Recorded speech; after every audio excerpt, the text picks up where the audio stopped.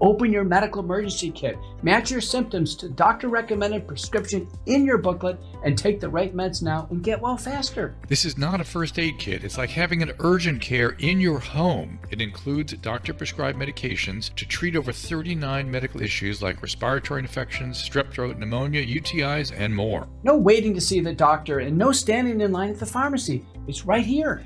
Every home should have at least one medical emergency kit, and here's how to order. Go to worldviewhealthcare.com. Your kit to treat dozens of common and serious illnesses is rushed to your door. worldviewhealthcare.com. That's worldviewhealthcare.com. The emergency kit available at worldviewhealthcare.com. Make sure you don't have to go to urgent care. I got pneumonia. I didn't have to go. I took this last year. Stayed at home, went to bed.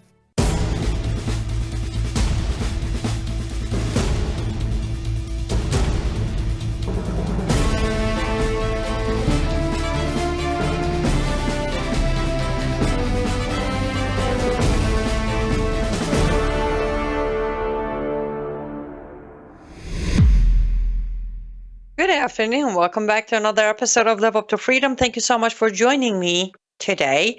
I will be joined here shortly with our special guest who joins me every other Wednesday. I know we had to push last Wednesday because of my travels to Memphis for Worldview Weekend event.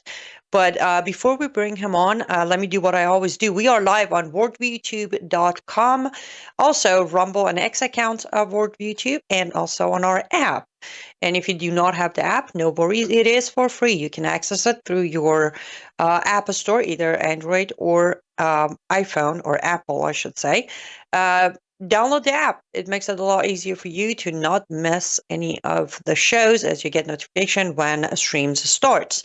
Also, we are live on X America News on X. Also on my channels on Rumble, 2 YouTube channels, Facebook, and Substack. I think that covers it. If I missed a platform, remind me. This is a live programming, so if you like to join the discussion, I will have an eye on the comment sections of all platforms. Bring in your questions, comments, agreement, disagreement. Just keep it clean. You don't even have to be nice. Just keep it clean. Otherwise, I will skip your comments. Last thing, of course, I encourage you to subscribe to my Substack, liveuptofreedom.substack.com, liveuptofreedom.substack.com. Monday and Tuesday, 2 very important pieces came out today. I don't think anyone has covered what I am covering today. And then also, well, rest of the week, I publish daily Substack, Monday through Friday. 1 a week is for paid subscribers, of course, which brings me to asking, become a paid subscriber if you can afford it. It's $8 a month or $80 a year. That dramatically helps me continue writing and doing my show daily and travel and do a speaking engagement and all of that.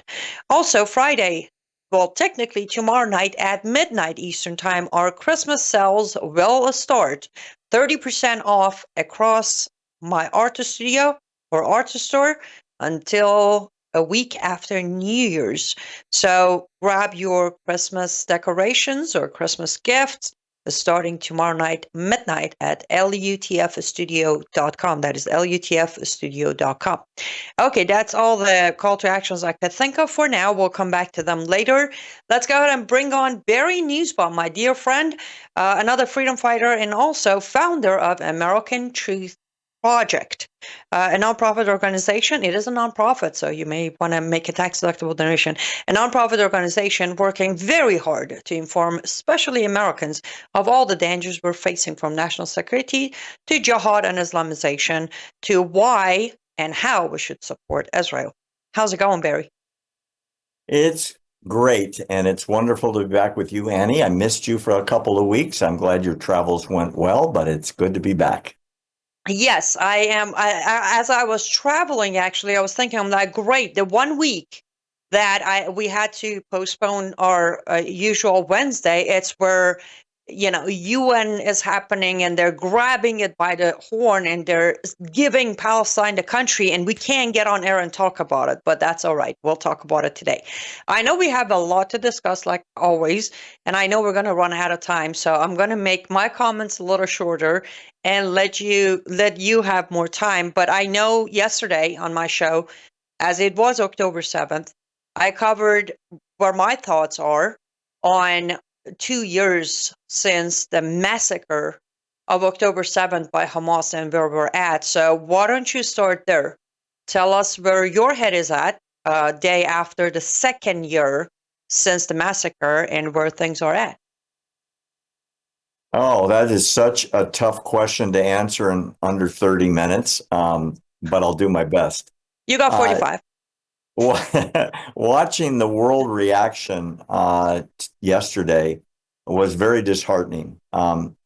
To put in perspective of what happened to Israel 2 years ago yesterday, when hordes, thousands of Gazans poured across the border, it wasn't to create, or I should say, correct misconceptions in the mass media. It wasn't just Hamas. It was citizenry, regular people from the streets that gladly joined the brigades of animalistic barbarians that went on a slaughter spree. They were so proud of what they did, unlike even the Nazis in World War II that wanted to keep the death camps a secret. These monsters GoPro'd live on the internet, streaming the brutality in southern Israel. We don't have to go into the graphic details of the men, women, children, old, young, pregnant women, the rapes, the beheadings, and so on. The horror story should have been condemned universally by the world, and it should still be condemned universally by the world. And yet, 2 years later, Annie, millions took to the streets in Europe and actually here in the States as well, demonstrating their support for not only the Palestinian cause, whatever that might be, but for Hamas as a terror group. It's as if the United States, after the brutality it suffered on 9/11, or even more, I would say, more of a surprise in terms of the magnitude that came after the Pearl Harbor bombing in 1941, that the Japanese celebrated it every year, and their descendants here in America were celebrating. It's a horror that the Japanese are ashamed of, and they offer condolences on December 7th. Can you imagine if there were demonstrations in the streets of America celebrating the victory on September 11th, 2001, by the disciples of Osama bin Laden and Al-Qaeda for the slaughter of Americans in New York and Washington and Pennsylvania? It's unfathomable to us, but that's what Israel's going through right now. The demonstrations around the world yesterday were not for the release of the 48 hostages still in the terror tunnels under Gaza, but it was for Hamas. There were demonstrations for Palestinian Islamic Jihad. There were demonstrations for radical groups that support the worldwide caliphate ideas of these crazed Muslims that think they're following the dictates of their prophet. The public opinion war is decidedly anti-Israel, in spite of the fact that in terms of proportional response to what happened 2 years ago yesterday, Israel has fought the most moral, responsive war in world history. Israel's in the position now of doing something that's never happened. They were invaded, they were slaughtered, they have fought back heroically, and they are feeding the enemy. They are feeding the enemy daily. They're providing food, water, power on a daily basis. They do something that has never happened in the history of warfare. They drop millions of leaflets before they bomb a building. They evacuate the civilian population before they invade looking for the terrorists. They announce on cell phone text. They announce on loudspeakers. This has never happened. And yet, no matter how moral the army is, the Jews are condemned for defending their country, for preventing more slaughter of their citizenry.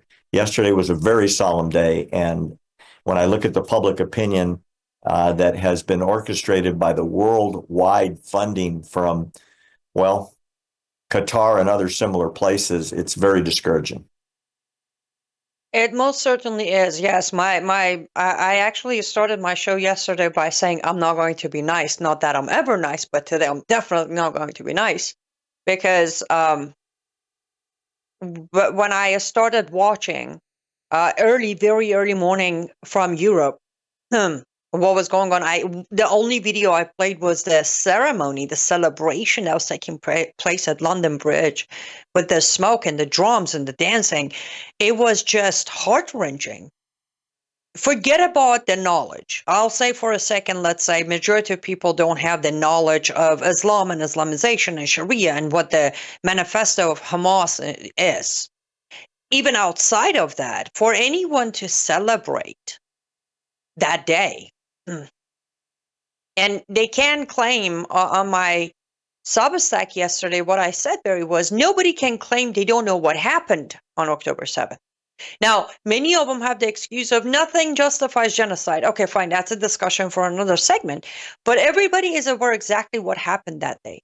So if the poor children and women of Gaza are innocents being targeted, how come the innocent women, girls, and babies who were targeted on October 7th don't get to be mourned, but rather their death, their brutal rape and burning becomes a celebration? Again, my whole point yesterday wasn't even though it's hard for me not to have my passion for Israel and the Jewish people, but it wasn't even that. It was the absolute disappointment in existence of human society on values of satanic rituals. Like, forget about Gaza, forget about Palestine, Israel, Iran, forget about the location. Just the thought process has become so normalized to celebrate death. And we both know which satanic cult teaches that one. Right? So it's like, well, we're already handed over the throne. And I'm not talking about Christ's throne. I'm talking about the humanity throne. We have handed it over without even knowing that we just handed it over to the satanic cult known as Islam. We have 1 minute until ad break. So your thoughts on how I was feeling yesterday. Well, I agree with you 100%. You know, the barbarism that was seen around the world, courtesy of the GoPro cameras and the live videos being broadcast, and I mean streamed during the slaughter, showed a depravity the world has not seen since World War II in the death camps. And it reminds me that in some places, specifically in Gaza, where that lack of civilization was dragged across the border on October 7th, it's as if we're back 1,500 years into the Dark Ages, and the perpetrators of this horrific crime against humanity, are reliving the previous barbarism of the Middle Ages. Islam, in many cases, like 2 years ago, hasn't progressed in terms of civilization.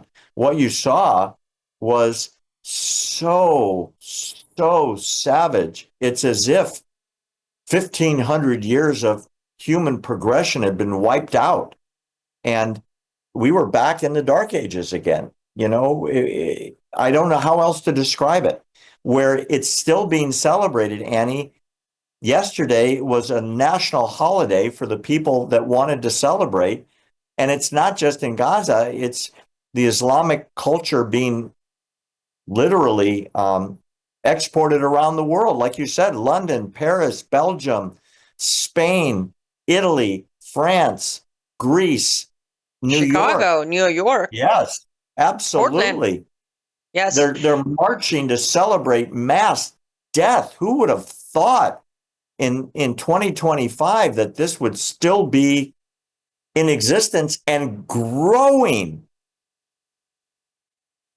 Yeah.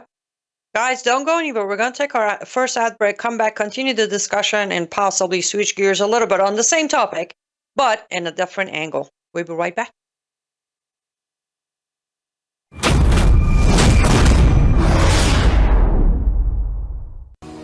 Well, hello, everybody. It's Annie Annie Cyrus. Welcome to my art studio where all the magic happens.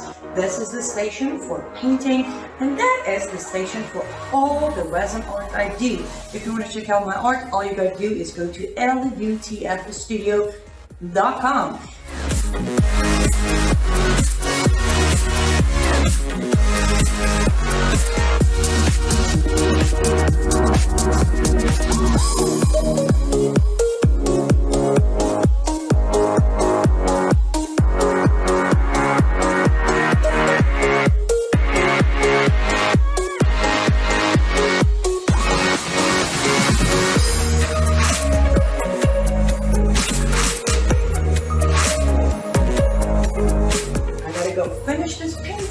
But I'm sure, for at least I hope, I'll see you at lutfstudio.com.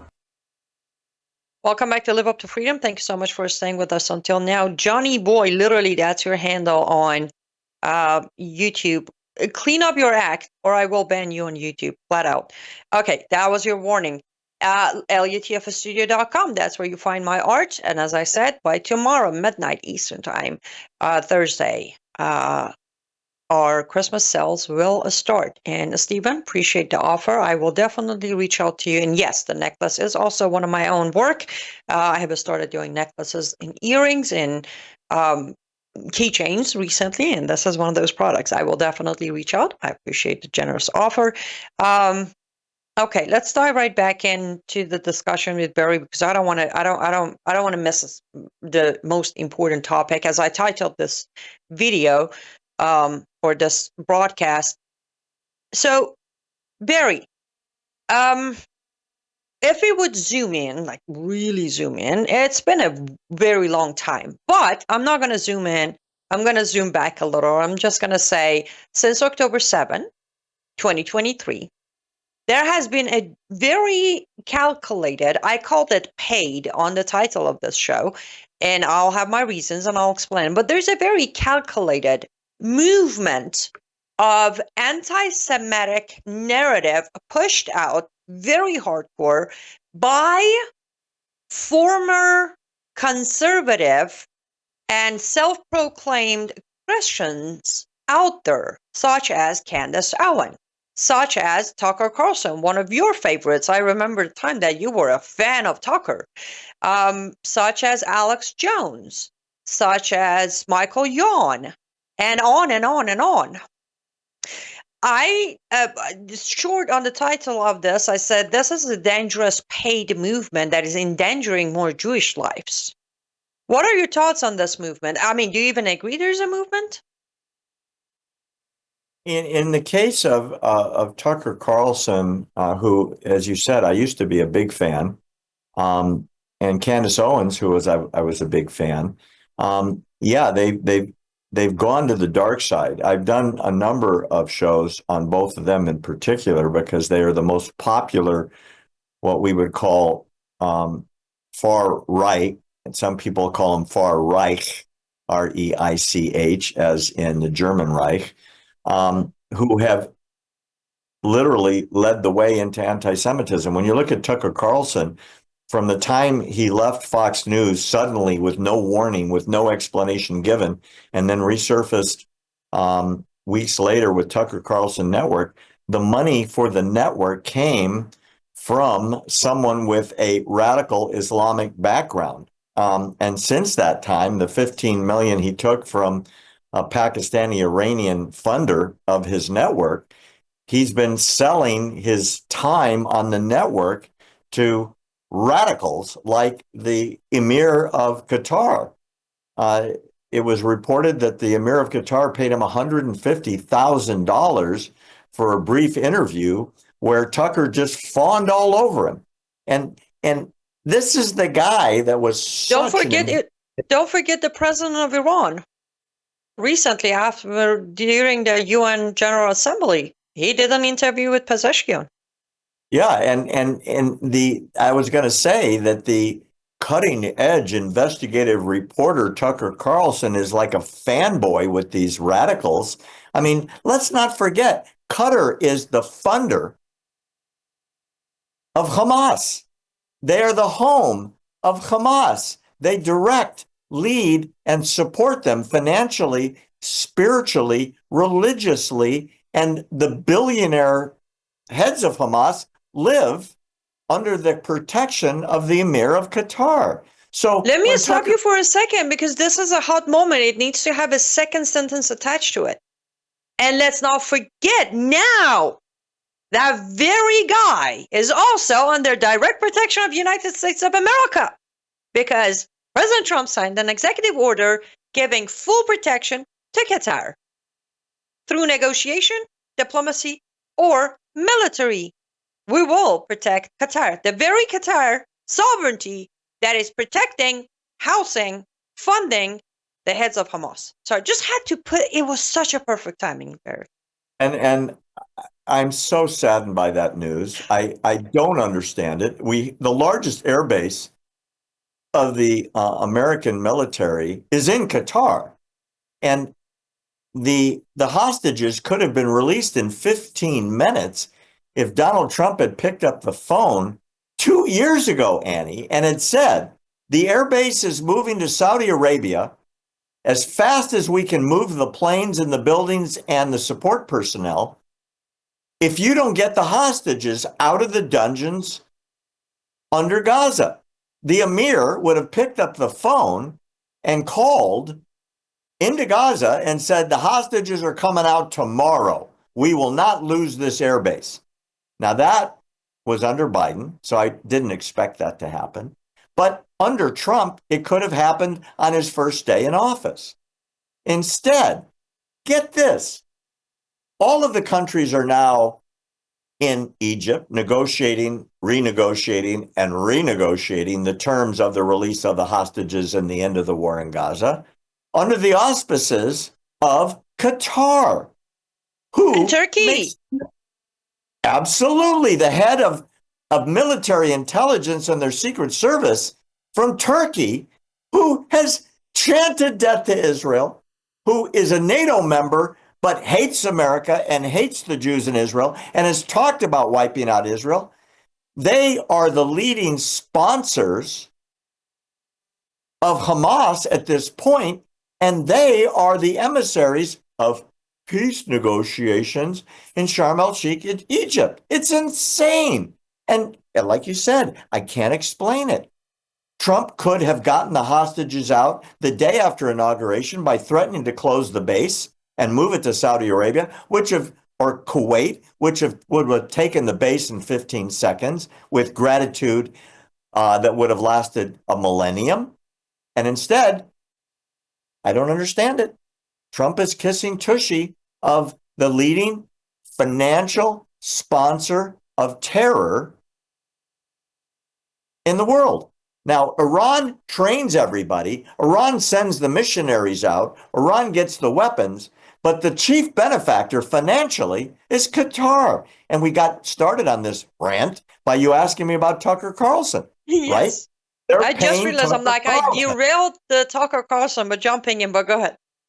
Yeah, but it's so true. It's all connected. Qatar is paying Tucker Carlson. He knows where the money's coming from. And, to answer your brief question on Candace Owens, we used to be in communication, she and I. I was a big fan. And then she got married, and her husband is a radical, I hate Israel, believer in a bizarre religion that does not grant the Jews equality in the world. And so Candace has come along with that same philosophy. It's so bad in that family that George Farmer, her husband, his own father, that's a lord in the English monarchy, has disavowed his son and his daughter-in-law's positions, meaning Candace, you can read it online. He's horrified by their positions, especially what she says every day. And he has openly disavowed it, saying the best man at my wedding was Jewish. My best friend is Jewish. I'm a big supporter of Israel. I disavow what they're saying. This is the father-in-law of Candace Owens. And I can tell you that as I read every day, and I've published many videos on the wacky stuff that she comes out with, people are calling her kooky Candace because every day she's got another theory. crazier than the one before. Her post last night. Charlie Kirk is now yeah, coming Charlie's to me in my coming to her in dreams dreams. and telling me that he's going to reveal who his assassin was, and I'm going to learn about it when I go to sleep at night, and I will report to you. She is getting wackier by the day, and her chief enemy is the state of Israel. And her second enemy is all the rest of the Jews in the world, which are behind everything, including, insanely, the assassination of John F. Kennedy, the assassination of Charlie Kirk. They've run the United States government since the 1960s. I mean, the Israelis, the country that's about this big, with less people that live in New York City, according to her. I mean, she's a wackadoodle. And there are other people on the right that are as nutty as she is. And Tucker has become one of them. And if you look at the video that's out online where Tucker now defends Sharia, and he says submission is a good idea, and he says it openly, and you realize, and you as a scholar, I'm not talking to you because you can report this in its own language. I'm talking about to your audience.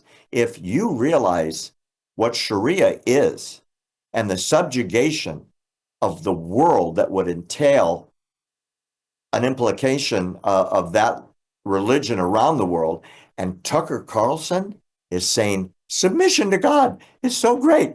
Ha, ha, ha, ha. I don't know why people dislike it. He's lost his mind. He's literally lost his mind. And it really amazes me when you read the comments to his videos where these Muslims come on and say, just say the Shahada and you're one of us. The one prayer that causes you to be converted in the eyes of Islam. They think he's like this close to leaving whatever Christian philosophy is left in his soul to become one of them. And if somebody writes a big enough check, I bet you he's there.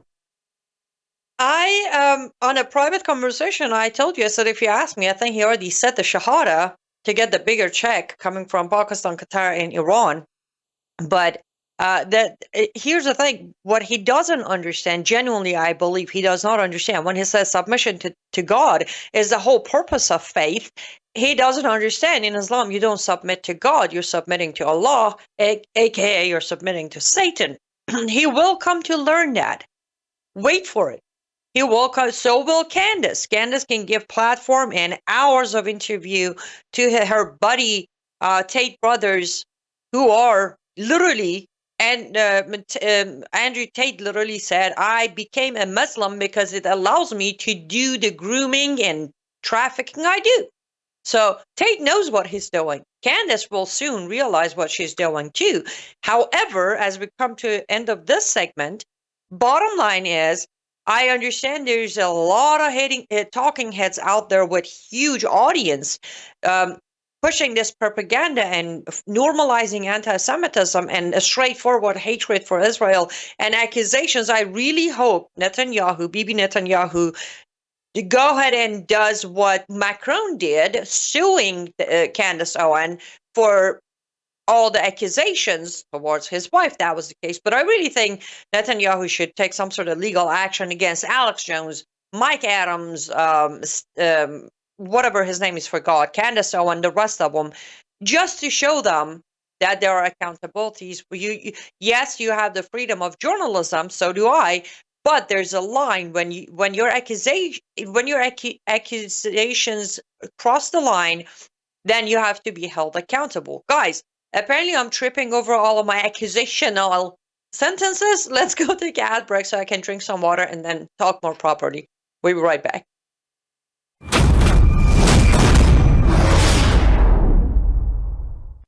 Hello, I'm Brandon House. Would you like to gain access to over 20 years of my radio shows, TV shows, my books? I've written 15 books, and most of those books are ebooks now. And we have conference DVDs, conferences where we filmed our conferences at the Ozarks, literally starting 20 years ago.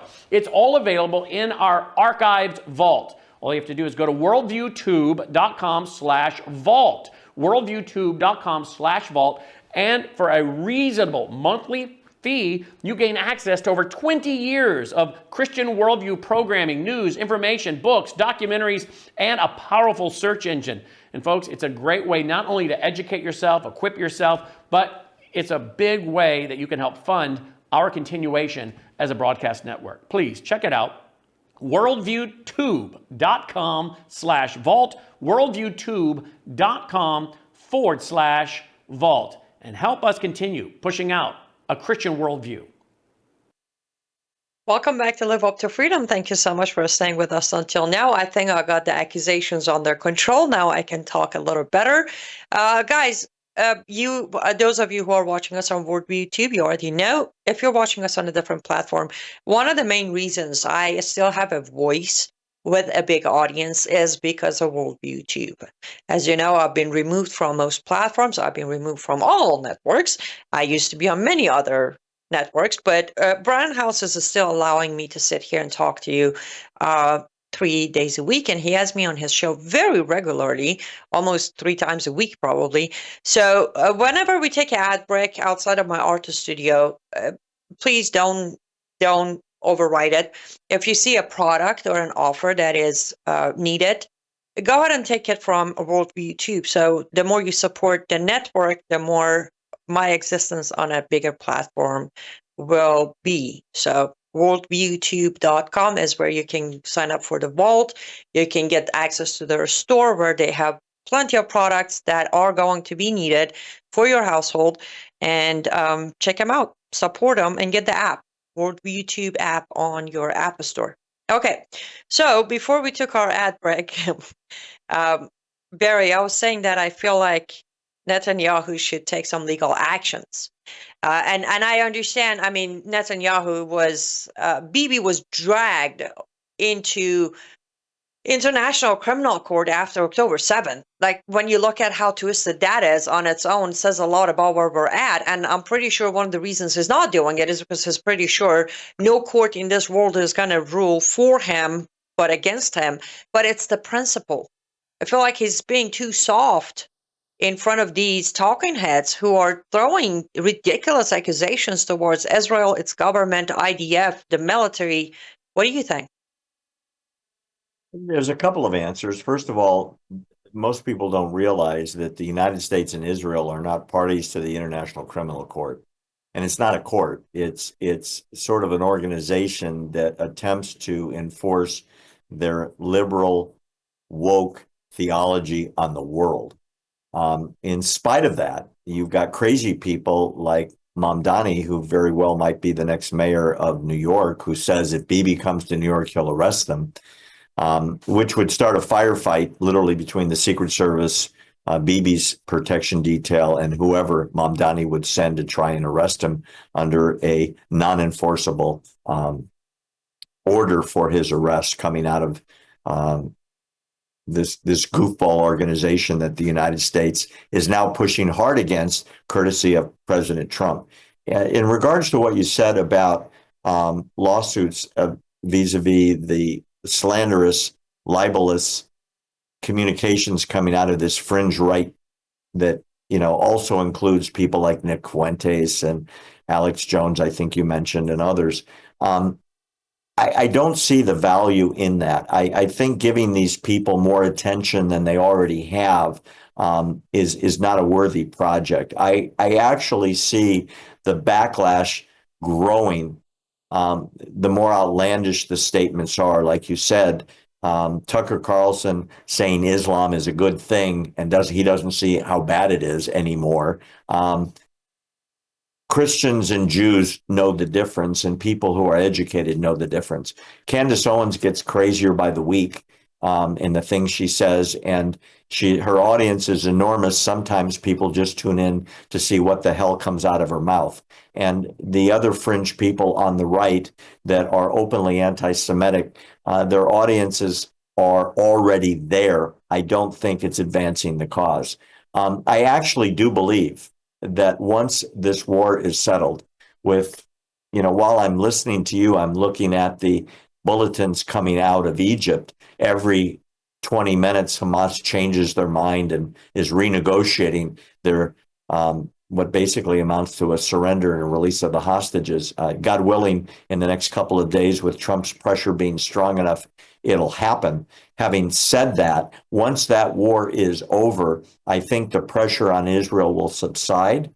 And at the same time, if France has new elections, the right will win and kick out the maniacs, at least a lot of them.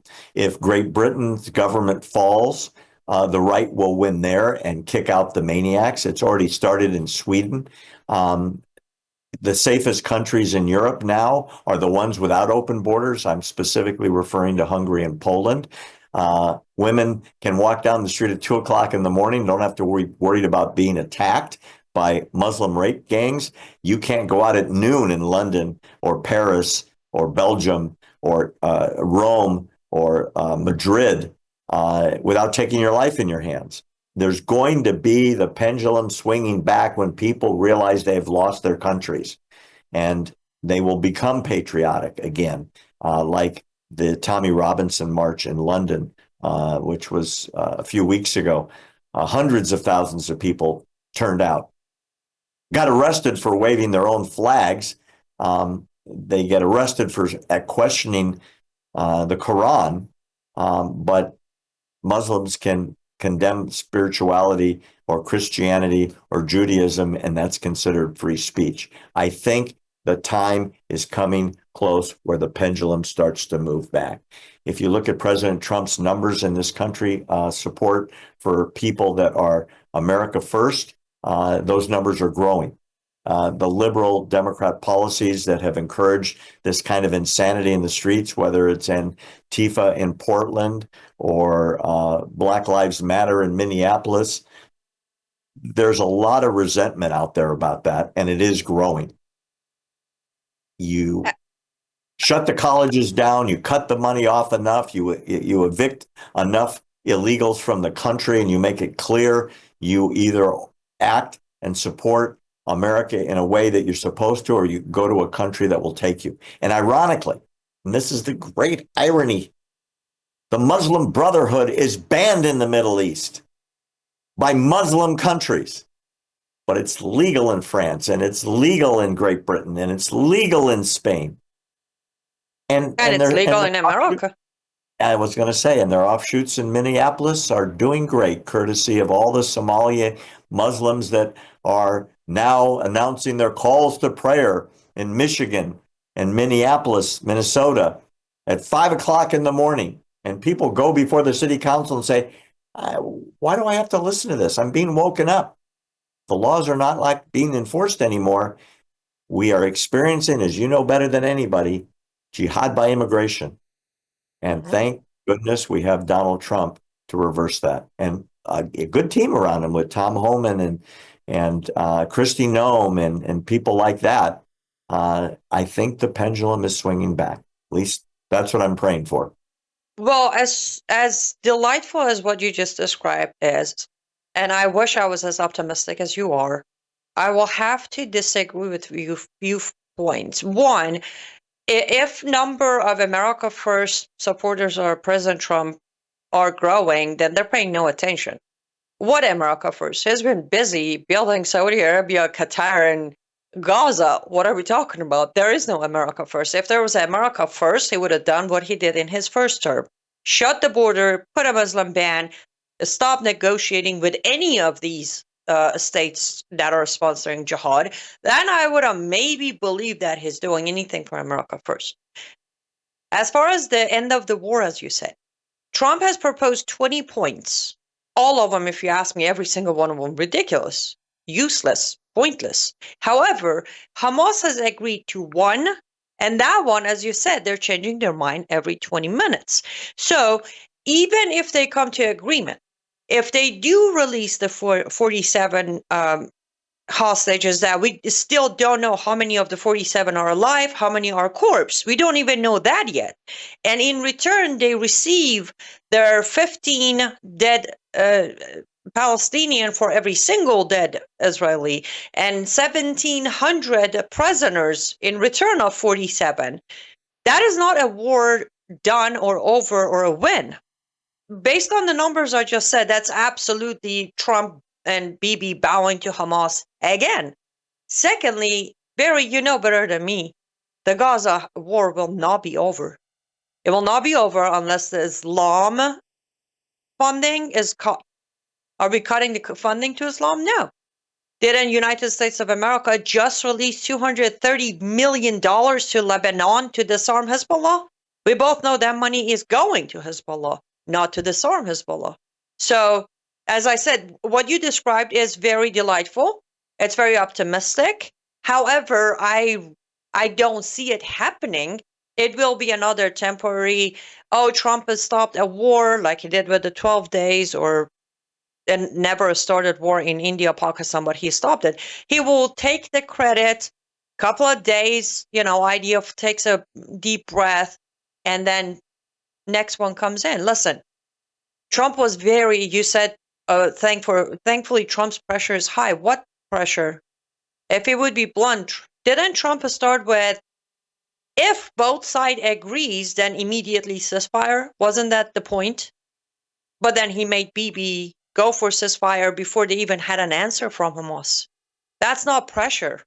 That's bending. He already bended his very first item of 20, saying, okay, fine. Bibi, pull your people, ceasefire, don't drop bombs, while Hamas make a decision. And what happened during that time? Yesterday, 12 Houthi missiles hit Israel.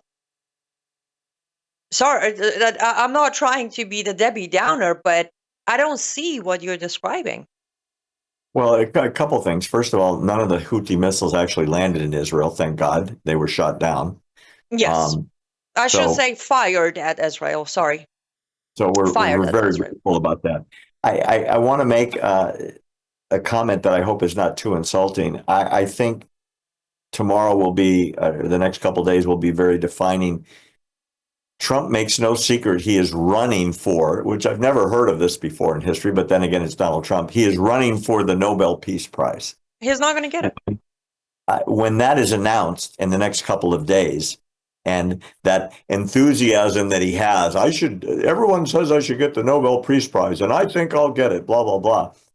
When that discussion ends, the Nobel Committee has announced a number of rewards. I think the Peace Prize will be announced on Friday.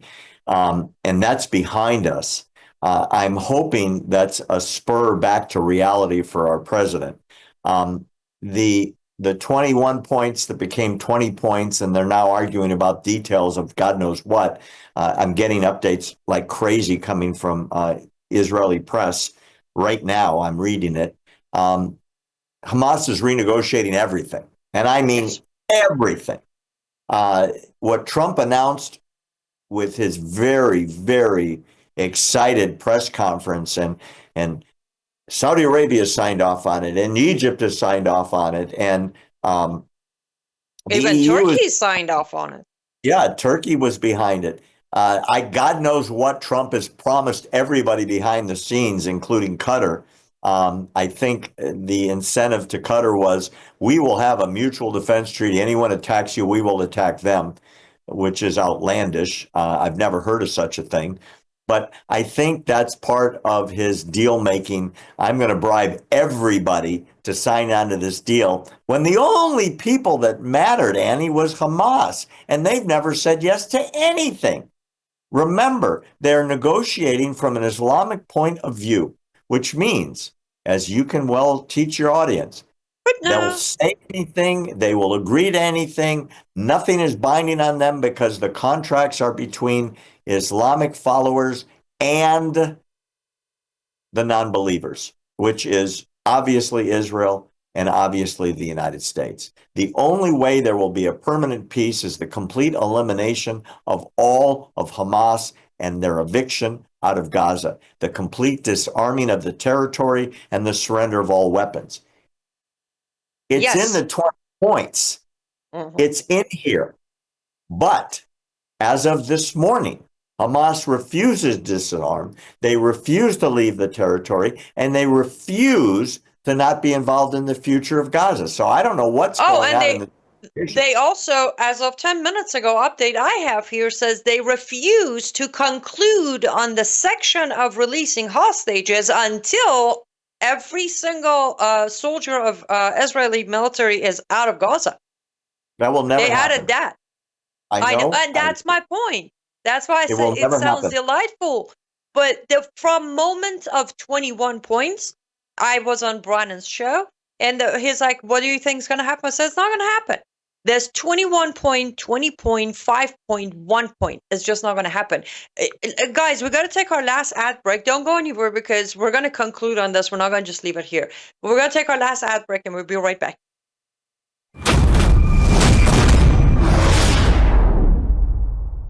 Hello, I'm Brandon House. Melissa and I have been taking Bella Grace, this powerful elixir, since last fall, 2023. The results have been amazing. My hands would crack and bleed, deep cuts and cracks every winter for years. No matter what we did, we couldn't get them to stop cracking and bleeding. This year, I took Bella Grace, no cracking, no bleeding. My acid reflux, gone. Haven't had to take a Pepsid. My hair growth, the last 2 times I had my hair cut, the lady had to use thinning shears on my hair. That's amazing. We've also received incredible feedback from you, our listening audience, and the impact it's had for you. This is loaded with astaxanthin. That's a powerful antioxidant. Collagen, but top grade collagen. Studies show 95% of it is being absorbed in the body because of the way they develop it. Then we have something called cat's claw. That's an anti-inflammatory from a vine in Peru. It's the bark, and it's an anti-inflammatory. There are about 80 clinical trials on Bella Grace. Please get a subscription now and save. MelissaHouseBG.com. Welcome back to Live Up to Freedom. Thank you so much for staying with us until now, if you did stay until now. And I am saying your comments. I do apologize. Normally when I have Barry on, we have so much to say and go back and forth that I miss all your comments, but I do see them and I appreciate you engaging in the conversation. Okay, concluding on what we were saying, Barry, first of all, I'm so glad you said what you said, because I want to remind, at least I want our audience right now, those of you who just watched the last few minutes of last segment, remember, do not twist this. Comes Friday, Trump is not nominated. Trump does not get the Nobel Prize. Next week, Trump tells Bibi to go back and finish Iran and goes finish Houthis and Hamas. Don't sit there and be like, we MAGA, Trump brave. No, it's just he didn't get what he wanted. Now he's a child who's throwing punches. That is what you need to remember, because then I have to come on air and remind you. I know it's fashion to say Trump knows what he's doing, but he doesn't. If he doesn't get what he wants, he will throw punches. So if he goes after Hamas or Iran or any of them, it isn't out of his bravery, understanding of jihad, nor is his care for America and Americans. Okay, what do you say? You see, you were worried about being offensive, Barry. Welcome to my show. Al Jazeera has just announced, that's the network out of Qatar that is the mouthpiece for radical Islam around the world, said Hamas has now agreed in Egypt to release the living hostages once a deal is made. At least that's what they said 30 seconds ago. That's also what was said last week and the week before. This is not breaking news. This is wasn't this what was said the very first time after October 7, 2023? That was about 2 months or so into it, like mid-December of 2023? And they've been saying this all along. And so I think what's happening is the negotiations are being stretched out as long as possible in the hopes of getting one more thing out of the West, specifically the negotiators. Trump's son-in-law is there and Steve Witkoff is there, and they are negotiating on behalf of the United States for Israel. The fact of the matter is, this war could have ended October 8th or 9th, 2023, just release the hostages. Israel would have pulled out. What has happened instead is the bargaining chip of the hostages, alive and dead, has forced Israel to stay there and wipe out Hamas. Hamas cannot and will not be allowed to stay in Gaza, or the government of Israel will fall. It's a parliamentary system. Bibi will lose the coalition of the right wing that is ferociously defending Israel, both politically and through their support of the military. Bibi, being a political animal, this is how he has survived as prime minister longer than anybody in the history of Israel. Look, I've spent 4 hours with Bibi. I I know him, at least from the past, quite well. We've had very, very lengthy discussions, he and I. He's a brilliant man, and politically, there's nobody better. But he understands if this war concludes badly for Israel, his time as prime minister is over. The government will fall. There'll be a new coalition. I don't know who it will be. Israeli politics are like a street fight between rival gangs with a little less bloodshed, but they're rough. And Israel will not allow Hamas to stay. The government will not allow Hamas to stay. And as of right now, from what I'm reading, they haven't agreed even that the Hamas fighters will give their weapons up. They have not agreed. They have not agreed, Hamas, I mean, to leave the Gaza Strip. And they have not agreed not to participate in the day after, as they say. And that matters a lot, because the rebuilding of Gaza, which according to Trump, he's got the money lined up from the wealthy countries of the world, including the United States. I don't know why. The last part, I mean. Specifically, who's going to run the place matters more than anything. I mean, think about this. There are billions and billions of dollars that have been stolen by the leaders of Hamas to live a wonderful life around the world. And the rest of the money that they didn't steal, instead of building schools and hospitals and farms and technology and factories, they built the world's largest terror tunnel underground in the history of civilization, and smuggled in to the open air prison that everybody calls it, an amount of weaponry the likes of which that part of the world has never seen. To dismantle that entirely is the Israeli and United States, at least verbal proclamation that must happen. It's the minimum requirement after the cessation of violence and the release of all the hostages.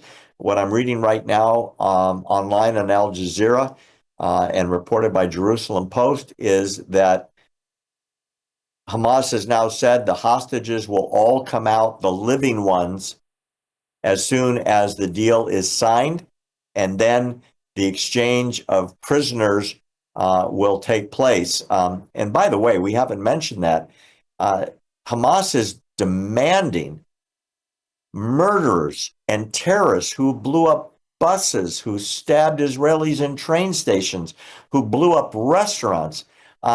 They want those people released. And Trump has signed off on it. Listen to this. This is even crazier.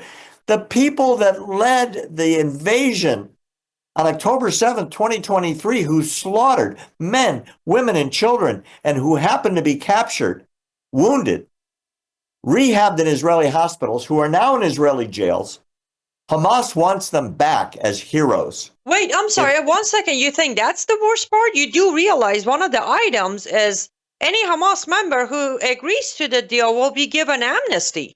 I think that's worse. Can you imagine if that happened after World War II? And the Nazis said, and you know what? This is a perfect analogy.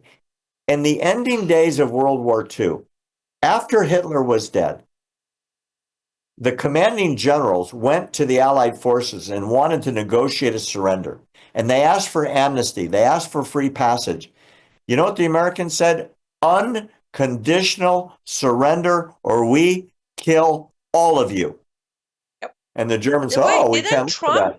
Didn't Trump repeat the unconditional surrender to few times with Iran, with Hamas, with Houthis? He learned this saying, but I don't think he understands what it actually means.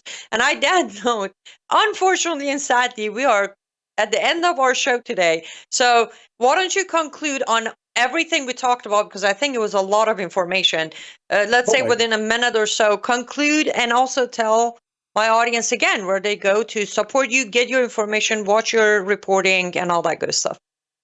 Oh boy. Okay, we'll try and make it as quick as we can. Go to findbarry.com. Findbarry.com takes you to American Truth Project, where you can sign up to get all of our content. It's always free. You'll get a lot of good stuff, like every time I'm on with Annie, all packaged up for you. Back to the subject of what we were discussing, I think after the Nobel Peace Prize is announced and Trump stops running for I know this sounds silly, but that's what he's doing, stops running for his own candidacy, there should be a calming down and a return to reality. As you just pointed out, Trump has given ultimatum after ultimatum, and he's becoming a paper tiger. He has said, and I'm going to quote him, all hell will break loose. He's got Marco Rubio saying the same thing, and supposedly the American negotiations behind the scenes are expressing that same thing. I don't think anybody believes it at all anymore, because unlike what Trump did with the B-2s bombing the nuclear sites in Iran, where he actually carried through on his threat, here in this case, he will not put boots on the ground, and American bombers are not going anywhere near Gaza. So the fact of the matter is, Israel is fighting this war by themselves. They're being pushed into a corner by the negotiations, and I'm just praying that the various Muslim states in the Middle East can offer something to Hamas to get them out of Gaza, get them out, leave the weapons behind, get the hostages out, and maybe there's enough resentment now against Hamas by the ordinary Gazan citizens to say, okay, war with Israel didn't work. Our entire country, such as it was, remember, Israel pulled out in 2005. It's been a country on its own for 20 years, and they made a mess. They're going to have another chance at it, only now billions of dollars are going to flow in. I don't mean flotilla dollars, which that was a joke. I'm talking about specifically big money to rebuild the place. It's sort of like was said I'm after the so sorry, Barry, to cut you off. We literally have 40 seconds to go, but I pray with you. However, realistically, I highly doubt it. Findbarry.com. That's find, F-I-N-D, Barry, B-A-R-R-Y. Findbarry.com is where you get to support Barry. Barry, we'll see you in 2 weeks unless something major breaks. Then you come earlier. All good. I look forward to coming back again. Sorry we ran out of time. There's just so much to talk about. We always run out of time, but that's all right. We'll do it again. Okay, thank you guys for staying with us until now. We are out of time. liveuptofreedom.substack.com, liveuptofreedom.substack.com. I will not be here tomorrow and Friday, but I will be back next Monday unless something major or major breaking news or war starts. I will see you back here Monday, 4 p.m. Eastern Time, 3 p.m. Central on all channels. Stay safe, stay vigilant, and remember, lutfstudio.com. Christmas sales will start tomorrow night at midnight. I do need your support. You get your Christmas shopping done. That way you support me so I can continue pushing forward and, Lord willing, keep working on that book that I think it's very needed for this time. Be safe. Pay attention. Don't believe everything you hear. Do your own research. Goodbye.